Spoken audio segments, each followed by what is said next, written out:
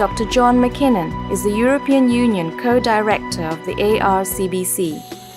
At the ASEAN Regional Centre for Biodiversity Conservation, or ARCBC as we call it, I'm the head of the EU team. We work very closely with the Philippine team, and we coordinate work with the ASEAN governments to help them conserve biodiversity. And I can't overemphasize the importance of doing that. In the long run, if we can conserve these species, these plants and medicines, these will be incredibly valuable for the economy of the people of this region. The Centre helps strengthen biodiversity conservation by setting up a network of links among ASEAN countries and between ASEAN and the European Union's partner organizations. The Centre promotes the adoption of common standards and best practices, as well as the development of sound policies in all matters of biodiversity management. Johan Cohenberg is the Chargé d'Affaires for the European Community in Thailand. Well, the EU and the ASEAN have a lot in common. It's a grouping of many different countries, cultural varieties, many different attitudes. And so the EU is very happy to have been able to help the ASEAN. The European Union is paying a lot of attention on biodiversity and is very happy that it could help ASEAN to achieve the maintenance or the preservation of the biodiversity. The work of the Centre is divided into 4 main components: research projects, widespread networking, capacity development, and data management. On a day-to-day basis, the Centre is run under the Department of Environment and Natural Resources of the Philippines government, acting on behalf of ASEAN and reporting to the ASEAN senior officials on environment. In addition, the Centre is linked to a focal office in each ASEAN country, referred to as a National Biodiversity Reference Unit that acts as a portal through which the Centre makes contact with the research, data and conservation management agencies within each country. From Southeast Asia's highest mountain to wetland reserves and one of the world's largest cave systems, the Centre has helped to revitalize the concept of ASEAN heritage parks.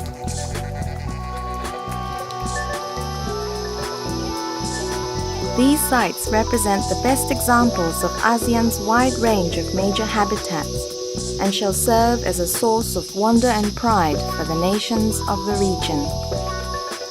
They are one of the best ways to educate our children and give them a greater appreciation of nature and their surrounding environment.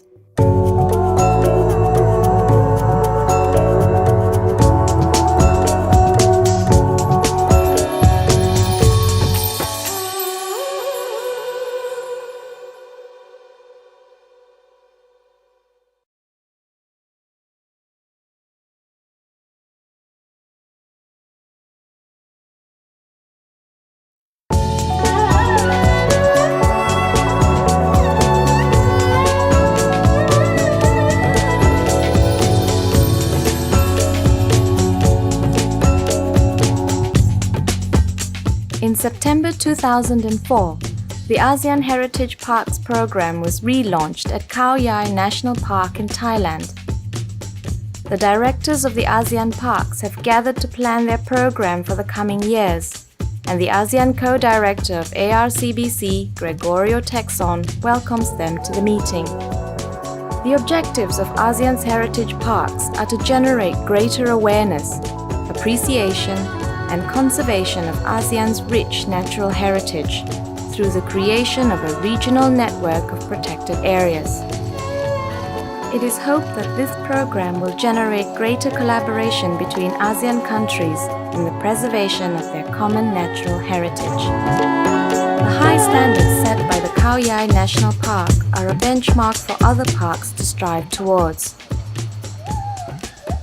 The morning calls of acrobatic gibbons as they feed in the trees above, and congregations of elephants of the Indo-Chinese forests are a fitting setting for this landmark meeting of minds. The presence of ASEAN Secretary-General, His Excellency Mr. Ong Keng Yong, underlines the importance given to the occasion. I believe that it is important for us to get our ASEAN citizens, our ASEAN non-governmental bodies, our ASEAN government to quickly move on with this initiative of conserving and preserving and protecting our biodiversity heritage. I think we are surprised by the response of the ASEAN countries. They have nominated not just one, in some cases 2, 3, 4 sites. From 11 in the 80s, now we have 27 ASEAN heritage parks. We believe this number will grow in the coming years as more and more of our ASEAN member countries become conscious of the need to work and protect certain areas with rich biodiversity value. The ASEAN Heritage Parks cover a wide variety of habitat types and different biogeographic regions. An incredible abundance of life still thrives. Swirling tornadoes of thousands of fish, or 1 million bats streaming from their cave roosts at dusk to feed on the rich insects that beat the skies at night.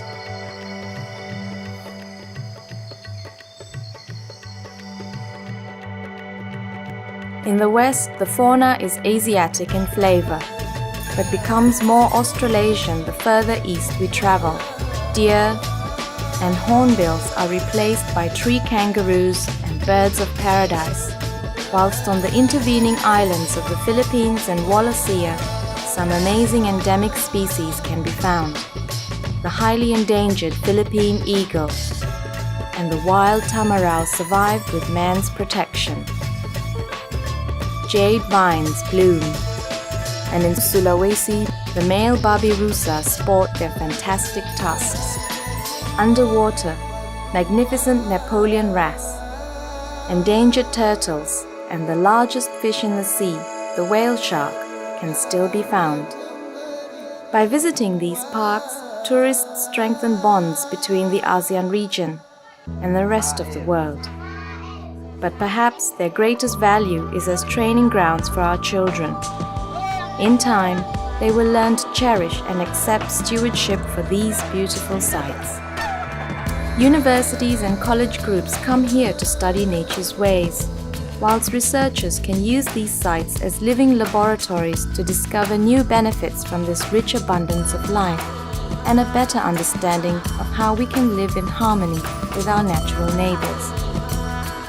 The parks also serve to preserve the region's diverse cultures and our links to the land and ecosystems that shaped our habits and beliefs.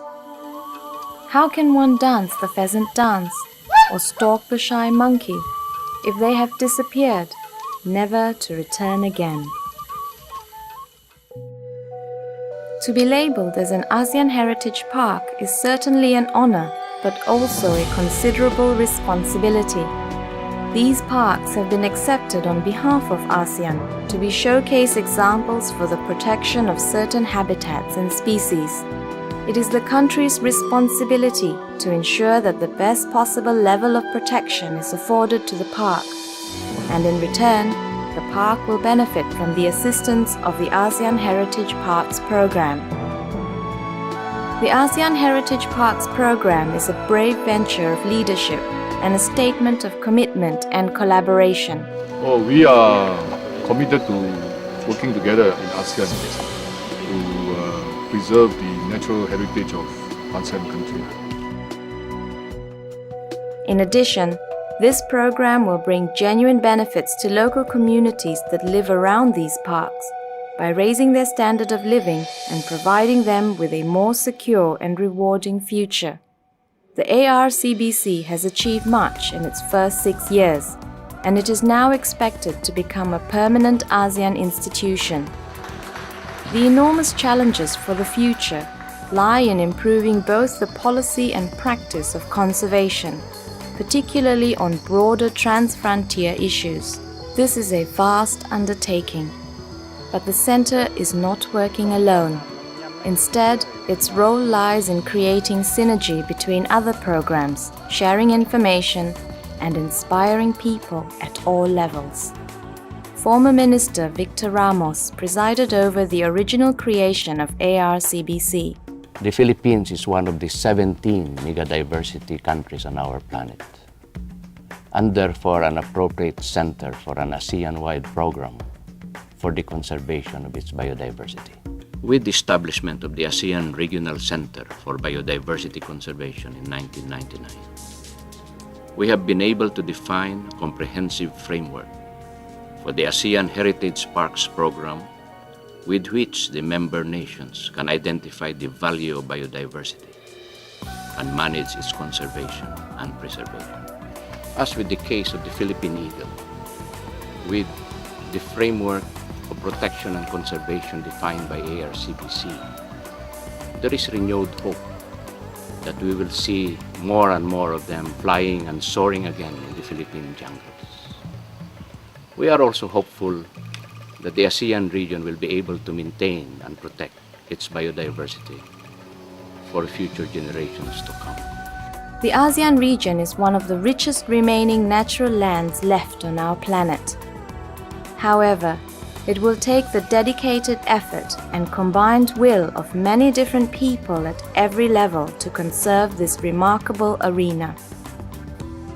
With the support from the European Union, the ARCBC and the ASEAN Heritage Parks Program, this represents the first steps towards a brighter future, with the nations of this incredible region joined in a combined conservation program dedicated to preserving biodiversity.